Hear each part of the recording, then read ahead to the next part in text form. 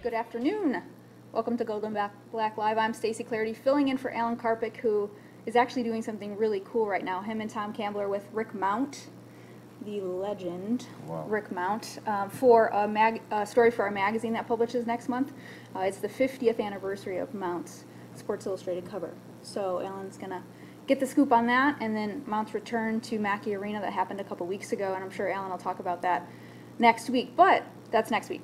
We're excited for today. We're excited for this show. We have Brian Newbert on segment 2 and 3. We'll talk some basketball. We'll talk some recruiting, as Brian always does. But let's start with Duane Carlisle. I'm sure you guys recognize him. He's been on the show before. Thanks for being here, Duane. Thank you. Your technical title is the Director of Sports Performance, but kind of in that is the head strength and conditioning coach for football. So you guys are working out now, right? Got started. How's it going, and what are you guys working on right now? It's going well. We had a great first week. The objective of this offseason as set forth by Coach Hazel is threefold.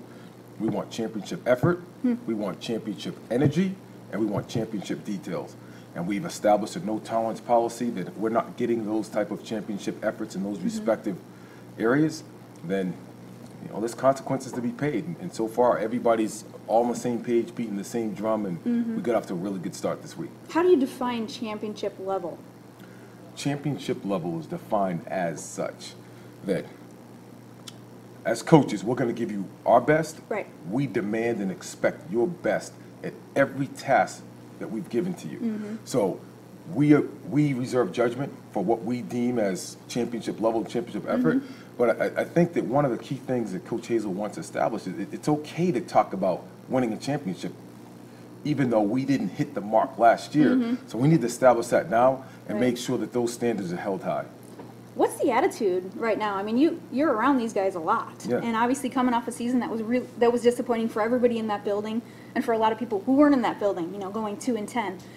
I think knowing a lot of these guys and this young guys generally, they seem like they're able to bounce back. I mean, have you seen that they're pretty excited and ready to kind of push forward from what happened?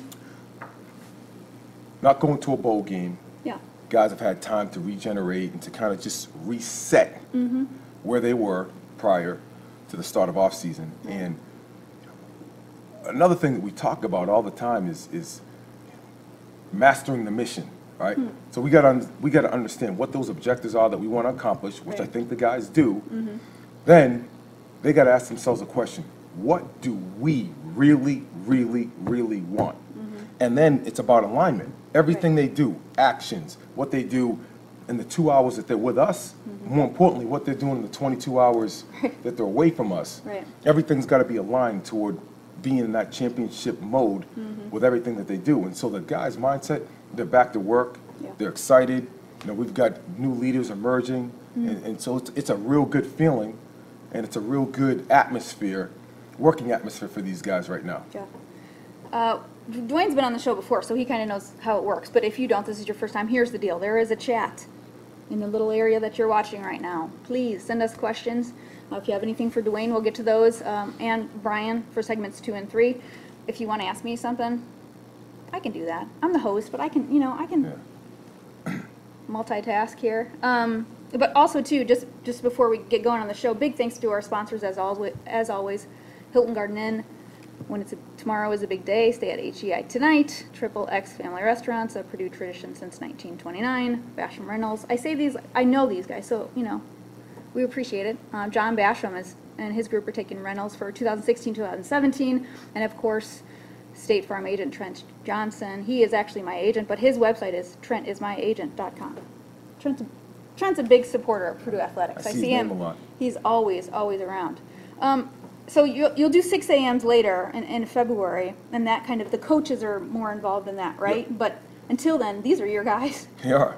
Right? Yeah, they are. Coaches have been on the road recruiting, trying to lock up the last few spots. Yeah. And we're going. Yeah. We're going. And it's not only our guys, but when you have real good seniors as we have right now, it becomes theirs. And the key thing is they've got to make it theirs.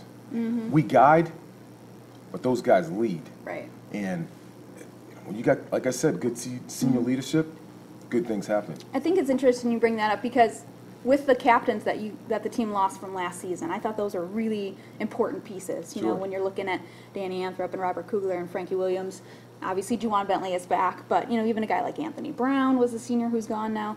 And I was wondering, like, who's going to be the vocal guys? Who's going to step up? Because you had such personality in that group. Who do you see then? When you're talking about the seniors, who are you talking about? I'm guessing Jason King, Jordan Roos, but among that, you know, that kind of senior class.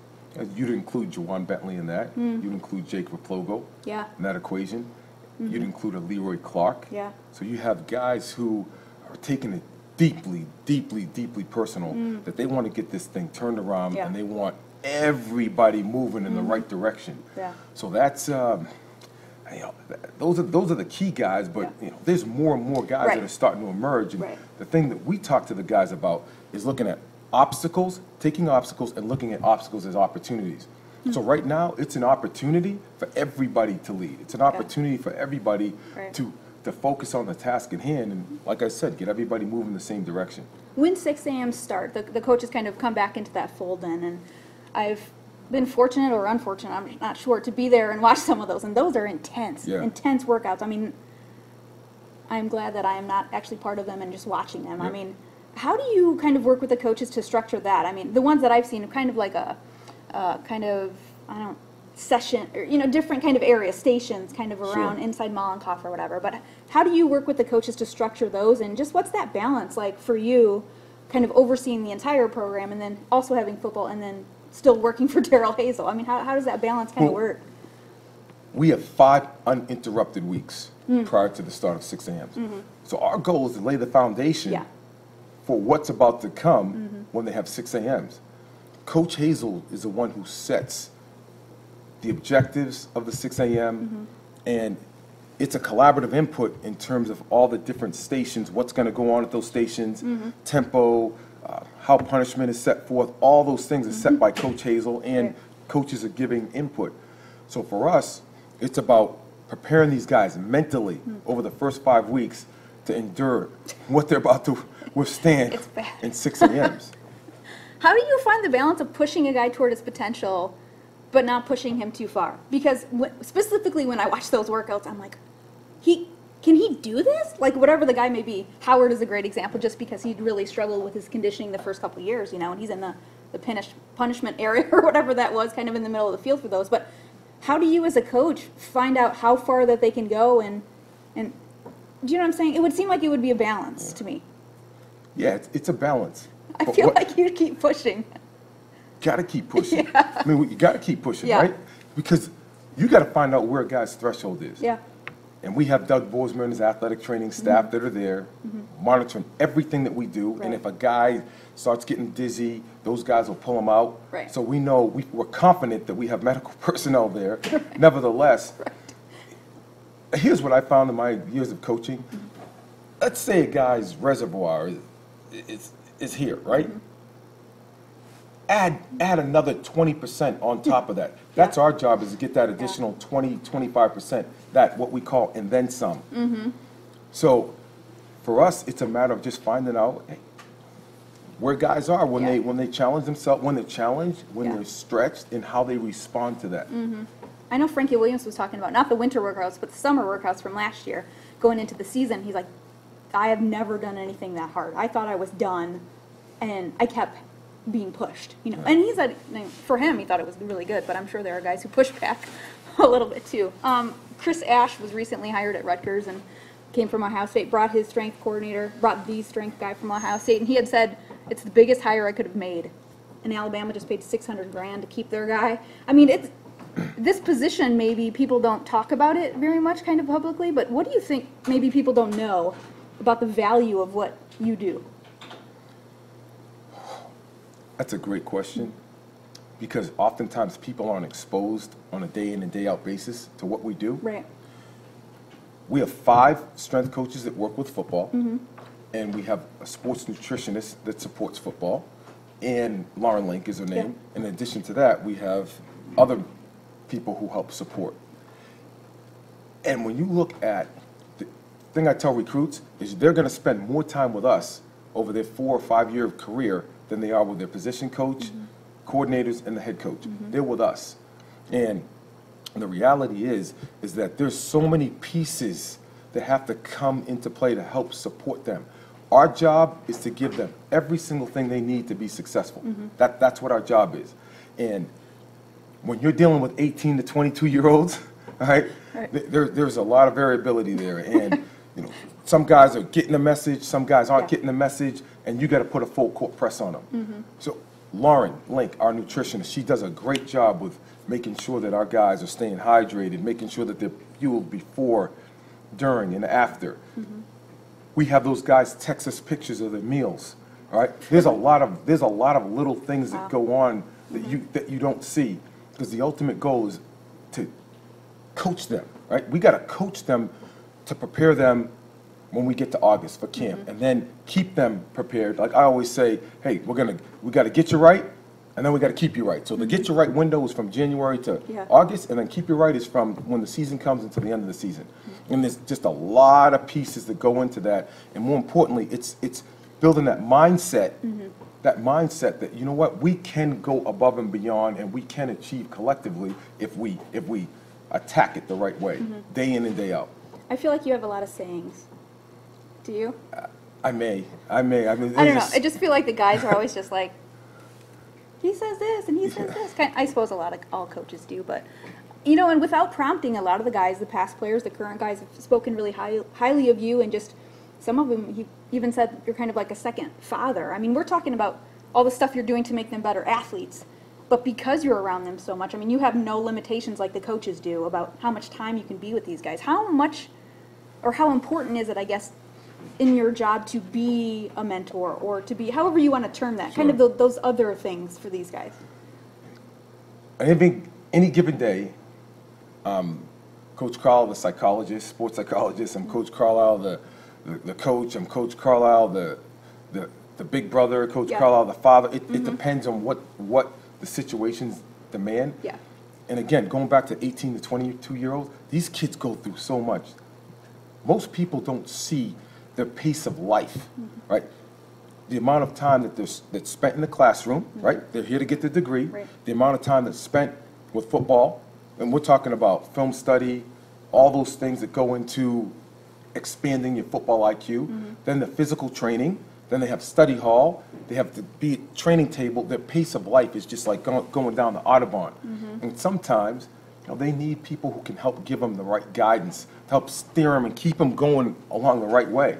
And in my role and in my coach's roles, that's one of the most important things that people don't ever see, and we don't go around parading saying, hey, we did this, we did that. But nevertheless, it's about helping to support the kid, because he's one of ours, and you want to make sure that they get everything that they came here for. Right.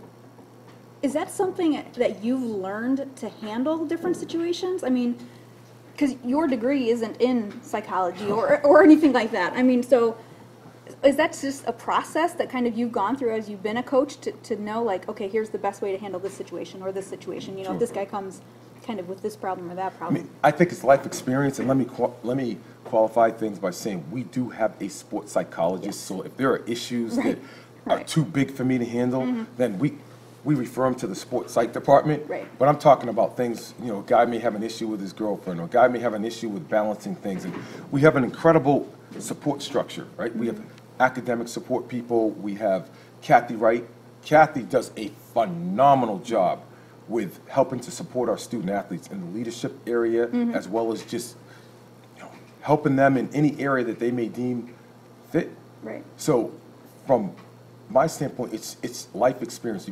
I've coached, I've been fortunate to have coached at every level, from a professional level, college level, high school level, coach middle school athletes, and there's common things that come up a lot when you're dealing with student athletes, and it's something that you learn just through the job alone. A really cool thing is going to be happening at Purdue. Put the shovel in the ground in May, and that's a new sports performance complex or whatever facility. I don't even know the official title. Somebody can pay money, and they can name it whatever they want. Football performance complex. There you go. He knows. It's in the 65 million range right now, but obviously that number could change depending on what they actually end up doing and putting in the building. But if the guys, we have some photos of some renderings from this project too. So we haven't gotten a chance to talk to you since this has actually kind of been out and been official. So the weight room itself, 21,000 square feet potentially. It looks awesome. What will this facility offer that you don't have now, and just generally? I mean, it would seem really important to have an upgrade like that. The facility is going to offer several things that we don't have now. First off, it's about 8,000 square feet more than what we currently have, which allows us to train the entire team. When you look at the student demands, as I mentioned, we have to have groups all throughout the day.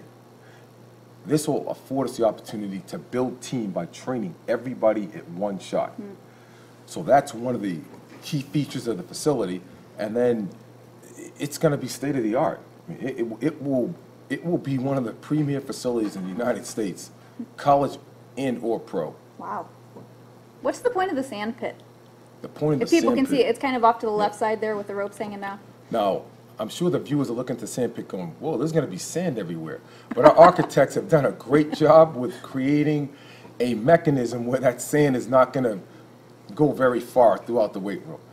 The sand pit, we have one outside, and sand is a great tool, the great training tool to strengthen all the connective tissue, all the small little muscles that surround your joints and your ligaments and tendons.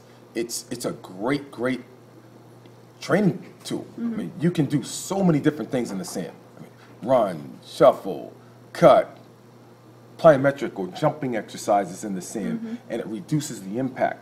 And it's a great way to warm the athletes up and to cool down. Wow. Yep. Who knew? Yeah. I know you do have sand outside We in do. the outdoor practice facility, but this will potentially have a feature where you can kind of open a big garage, for lack of a better term, to have inside outside. Yes. Right? Yes. Yeah. That's another nice feature. So on the other side of the wall is going to be about a 60-yard by 25-yard area where we'll open that garage door, and it gives us expanded space to do different training activities. And so when you're looking at this room, I mean, just think about all the different things that you can do. And one thing that happens in this world of our new generation, they get bored really quick. Yeah. And so by expanding your training possibilities, you're able to vary your training, which keeps them engaged, keeps them stimulated, and from our end, it keeps us to help them to make progress. You kind of mentioned in passing there that it's going to be one of the premier facilities of anywhere. I mean, we're talking about this is kind of an arms race, obviously, you know, in college football, especially in the Big Ten, where you have, massive money-making machines, really, Sure. with Ohio State and Michigan and the like. But I mean, this facility, shoot, I haven't seen other facilities, so I don't Yep. have anything to compare it to, but it looks pretty sweet. So I studied all the top college facilities. I studied a lot of the professional facilities, and to Morgan's credit, Coach Hazel, to John Purdue Club, they've spared no expense in providing the support to build a championship infrastructure. I mean, what we're going to have in terms of technology will be state of the art, and we won't necessarily outgrow it because we're thinking 3 to 5 years down the road. And when you look at the different tools that we're going to have, it's going to, again, allow us to help create a championship culture. When a recruit walks in there, when our athletes are training there, they're going to see Purdue is cold-blooded serious about being a championship caliber program. Is it only for football players? Do you know? From my understanding, this will be primarily for football. I mean, obviously, And it's connected to a building that's essentially a football building with the coaches' offices and the locker room and everything. Yeah, that's not my decision. At I the just end of didn't the know day. if No, you that's knew. great. Great question, but I don't know. But Yeah. from my standpoint, I think it's probably geared toward football. Because the old, I mean, it's the one you're using now, but that facility will stay in Mollenkopf, right? Yes, and that'll Okay. be used for other student athletes. Okay. So we're going to have 3 training centers You're adding another one. within a 5-minute walk of each other. Wow. Yeah, which is awesome. And this is supposed to be completed August 2017? Yep. Am I making that up? I think I'm right. Yep, that's what the target date is, from Which what is- I understand. It's like a year Yep, from shovel to completion. little over, I think, Little 16 over. months. Yeah. I think it looks great. Only a couple minutes left here. Let me check, see if we had any questions. I forgot to check because we were chatting. Sure. I wasn't good with that. We're good. I think just one more before I let you go and bring Brian in here to talk some basketball. I think for the one thing that you do kind of, I don't know, off to the side is the right term, but you're training guys for pro day. Yep. You've done it for years. I mean, at least since I've seen you here. Yeah, kind of something that did you do it previously even? I started doing it when I was coaching at Penn State. And When you were doing track? Yeah, Joe Paterno hired me. I was a sprint coach at Penn State, and Joe Paterno hired me to train the guys to get them ready for Combine and Pro Day. So I started way back when. Wow. So why is that something that you like to do? I mean, you have what? How many guys are you training right now? I know Cooper's staying here and Anthrop's staying here. We have 6. Here's what I like. You have guys who have a dream. If you ask every recruit when they come in, how many of you guys want to play in the NFL? And every guy will raise their hand, right? Well, our guys have given it to us for 4 years, right? Blood, sweat, and tears. They've done everything they can to be the best football player that they can be. They've done everything they can to be the best teammate, everything they can to be the best Purdue football player. And these guys have dreams, right? And so for me, I want to help these guys achieve their dream. I have a skill set that can help them, and it affords our guys the opportunity who are within a semester of getting their degree. They can come here, they can stay in school, get that Purdue degree, and they can get high-quality training to help them in their pursuit of becoming a National Football League player. Pro Day is in March? Typically, first week of March. We'll have reports. We'll be over there. Yeah. We'll see what Duane has done. It's a different group this year, though. Is it? Last year we had the Cheetahs, Akeem and Raheem and even Cindy ran 4.75, right? But and Fighter ran. And Fighter. Yeah. We got some bigger guys this year, so Different all times are relative, but don't expect to hear those. Anthem should run really fast, but don't expect to hear those sexy 4.3s and 4.4s from a lot of guys. We got the plow horses this year. Which they're still needed. You know, NFL teams still need those kind of guys. Thank you so much, Duane, for being here. Always appreciate you. Yep, appreciate it. All right, we're going to have Brian Newbert coming in for segment 2. Come back.